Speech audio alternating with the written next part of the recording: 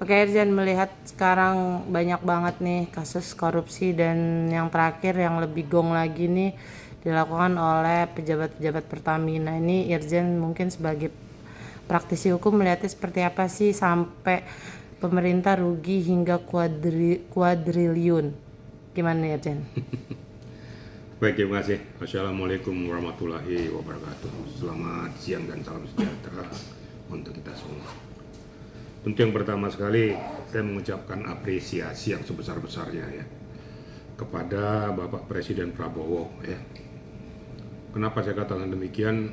Sejak kepemimpinan beliau ya, di Republik Indonesia ini mulai diangkat semua kasus-kasus yang skala besar ya.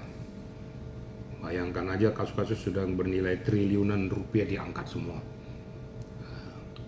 Dari mulai Harvey Muiz sampai dengan sekarang muncul lagi Pertamina dan muncul lagi ada kasus-kasus yang lain. Dan menurut hemat saya jangan kita hanya panas-panas teh ayam. Betul-betul dengan apa perintah beliau bahwa miskinkan semua para koruptor itu laksanakan untuk di jajaran bawahnya. Sekarang Kejaksaan Agung sudah melakukan langkah-langkah yang betul-betul sporadis ya. Kalau yang baik kita katakan baik. Jadi langkah daripada Kejaksaan Agung ini ya kita perlu apresiasi. Tinggal bagaimana nanti tindak lanjutnya gitu loh. Nah, termasuk juga dari pihak kepolisian sudah juga ada juga mengambil langkah-langkah tentang masalah penggelapan uang negara, kemudian KPK juga demikian. Saya berharap semua nih yang di kurun waktu yang lalu yang terpendam semua diangkat, disikat semua. Sehingga betul-betul negara kita ini bersih daripada korupsi. Kita lihat negara kita ini negara yang sedang membangun, ya. Negara yang sedang berkembang. Hancur oleh ulah daripada segelintir oknum-oknum yang rakus, ya. Yang rakus hanya untuk menggerogoti uang negara dengan cara tidak halal, ya. Ini saya berharap semua para penegak-penegak hukum itu bersama-sama. Mumpung gong daripada Pak Prabowo ini dibunyikan, segera habisin semuanya. Jangan ada panas-panas teh ayam pokoknya. Itu menurut hemat saya begitu ya. Oke, tapi dengan kerugian yang sampai segitu tuh gimana nih, kan mungkin banyak rakyat yang marah, bahkan sampai ada seorang wartawarti juga mencurahkan isi hatinya lah ya kan, dengan udah nominal gaji seperti itu tapi masih melakukan korupsi sebesar itu. Gimana nih, Irjen? Ya itu yang saya katakan tadi, ini kan semua akumulasi ya. Akumulasi ini kan tidak berdiri sendiri ya. Seperti contoh Harvey Muiz ini kan bukan hanya tahun 2024 saja ketika dibongkar, tapi kan sudah mulai bergilir dari mulai 2016-an, 17 ini tidak terkuak. Sekarang baru terkuak semua. Saya yakin Pertamina juga demikian ya. Sehingga menimbulkan kerugian negara yang sangat-sangat luar biasa. Hemat saya yang perlu dicari ini aktor intelektualnya siapa ya. Mereka berani melakukan ini tentu ada aktornya. Ini didesain, namanya korporasi. Yang lebih gila seperti Pertamina ini kan sangat-sangat betul-betul ya, kalau saya mengatakan ya biadab lah ya. Hancur negara kita, hancur kendaraan-kendaraan kita semua, ditipu dengan mengangkat dari oplosan jadi Pertamax, dari Pertalite jadi ini, jadi dioplos semua, rusak mobil semua ya akibat ulah-ulah yang rakus ini. Nah sekarang baru terendus, khususnya dari Kejaksaan Agung mengendus ini, kemudian melihat dari hulunya. Oh begini ceritanya, maka dibongkar. Nah sekali Kejaksaan membongkar, jangan ragu-ragu, jangan tanggung-tanggung. Nah, nanti saya khawatir nanti sanksi hukumnya 12 tahun lagi. Kalau bisa seumur hidup lah, kalau bisa 30 tahun, 30 tahun. Kalau ada hukum tembak mati gitu loh. Ya sangat keterlaluan, gaji miliaran, kok masih juga korupsi. Berpikir nggak kira-kira ya, rakyat yang di bawah sana tuh yang susah mencari kehidupan, susah mencari sesuap nasi, sementara pajak-pajak dipunguti dari rakyat semua untuk menggaji mereka semua. Ternyata sudah seperti itu, bukannya memberikan kontribusi feedback kepada masyarakat, tapi lama, semakin lama, ya, tamak tuh loh. Justru menggerogoti rakyat sendiri.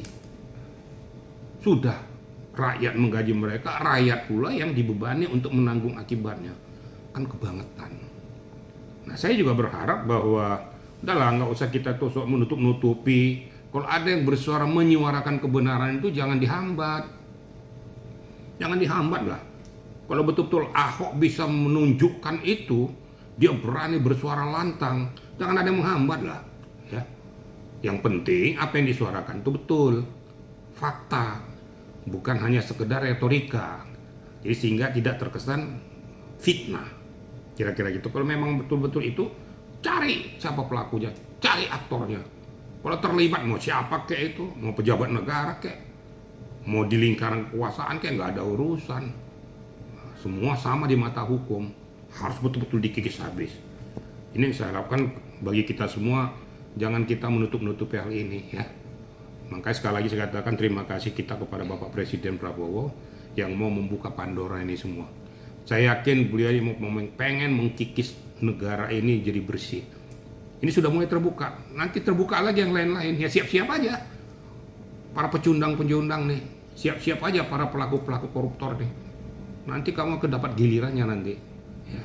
Mudah-mudahan ini berjalan dengan baik, negara kita semakin bagus. Kira-kira gitu ya.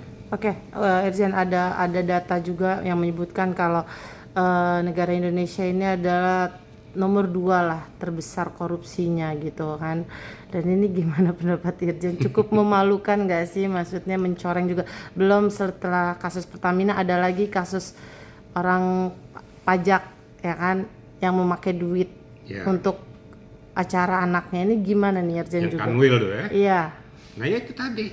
Pokoknya di mana tempat biang pundi-pundi uang itu harus ditelisik. Baik itu Bank Indonesia, Dirjen Pajak, Pertamina. Pokoknya uang yang untuk mengumpulkan pundi itu, khususnya di BUMN itu betul-betul diperiksa habis. Ya. Demikian juga di Kementerian Keuangannya. Jadi di sini landasan orang akan menggelapkan uang itu lebih gampang. Ini betul-betul diteliti. Nah, bukan mengatalah KPK itu jangan cuma hanya kasus receh aja. Kasus yang betul-betul sudah membuat porak-poranda ini ya sama-sama. Jadi bekerja sama antara KPK, kejaksaan, kepolisian sama-sama menggebiak-gebiak. Sama-sama bersinergi untuk mengikis tuntas ini. Jangan ada yang menutupi. Jangan ada aktor intelektual dan jangan ada backing di belakangnya. Justru kalau ada backing di belakang ini, backingnya duluan babat habis. Harus begitu kira-kira. Jadi sehingga jangan terjadi lagi hal-hal seperti ini. Di era 2025 ini sudah mulai terbuka semua ya. Terbuka semua. Mudah-mudahan yang lain-lain juga bisa membuka itu. Ya, jadi kalau ada umpamanya dari aktivis 98 yang bersuara, jangan di dep atau jangan dibungkam, biarkan mereka bersuara. Yang penting bahwa apa yang mereka sampaikan itu kan betul-betul mempunyai data fakta yang benar, bukan asal-asal ya. Sama seperti Ahok, kalau memang punya dasar yang kuat dia munculkan semua rekamannya kah, apanya kah, munculkan semua. Sehingga betul-betul menjadi bukti fakta nanti di pengadilan bahwa memang betul-betul sangat bobroknya Pertamina itu selama ini. Gitu kira-kira ya. Oke, terakhir mungkin Irjen pesan buat pemerintah atau misalnya orang-orang yang melakukan seperti ini, kan ini kalau bisa hukumannya seperti apa sih yang dapat menyenangkan masyarakat gitu, yang sesuai dan setimpal. Ini bukan masalah senang dan menyenangkan masyarakat ya. Ini masalah berbicara tentang akidah hukum. Memang di Indonesia sampai saat sekarang ini belum ada namanya hukuman mati tentang koruptor itu. Ya mudah-mudahan bisa direvisi undang-undang itu, tindak pidana korupsi ditambahkan itu. Karena kita selalu berbicara tentang hak asasi manusia. Tapi yang melakukan ini tidak mempunyai hak asasi manusia juga. Ya, menurut hemat saya berikan sanksi yang seberat-beratkan, beri contoh. Ya, kalau Harvey Muiz bisa 20 tahun, kalau ini seumur hidup. Masih ingat nggak Ketua Mahkamah Konstitusi, Akil Mukhtar dulu? Bisa kok seumur hidup. Kenapa nggak dilakukan itu? Lebih dari seumur hidup. Karena sudah terjadi, sudah diingatkan, diingatkan lagi. Berarti memang dablek memang. Jadi buat aja hukuman yang semaksimal mungkin. Nah, kita ketuk hati nurani daripada kejaksaan untuk melakukan penuntutan yang sebesar-besar dan seberat-beratnya. Kita ketuk juga hakim, berikan semaksimal mungkin, bila penting tambah sepertiganya. Jadi ada faktor kapok. Dan satu lagi, undang-undang memiskinkan mereka, perampasan aset, rampas semua aset mereka itu, biar kapok semua. Jadi jangan lagi melakukan tindak pidana korupsi sehingga rakyat dan negara kita ini sejahtera. Sekali lagi kita bermohon kepada yang terhormat Bapak Presiden Prabowo, terima kasih banget bahwa Bapak betul-betul membuka Pandora itu, melepaskan itu semua. Karena kalau tidak ada restu daripada Presiden juga, mereka akan takut-takut. Tapi ini saya lihat Presiden membuka betul-betul Pandora, buka. Ya, atas nama rakyat Indonesia saya juga mengucapkan banyak-banyak terima kasih. Kita tahu bukan saya gara-gara sekarang Prabowo sebagai Presiden Republik Indonesia, tapi saya tahu sepak terjangnya dari dulu. Ya. Kalau masalah harta dia tidak punya pemikiran tentang masalah itu. Di usianya yang sekarang ini, beliau ini pengen memberikan yang terbaik untuk rakyat dan negara kita.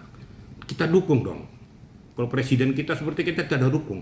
Beliau berapi-api untuk menggemborkan ini, kita dukung semua. Ya. Mudah-mudahan presiden kita ini tetap sehat walafiat. Kita doakan dia selalu dilindungi Yang Maha Kuasa sehingga negara kita bisa sejahtera dan makmur. Mungkin itu yang dapat saya sampaikan. Makasih Irjen.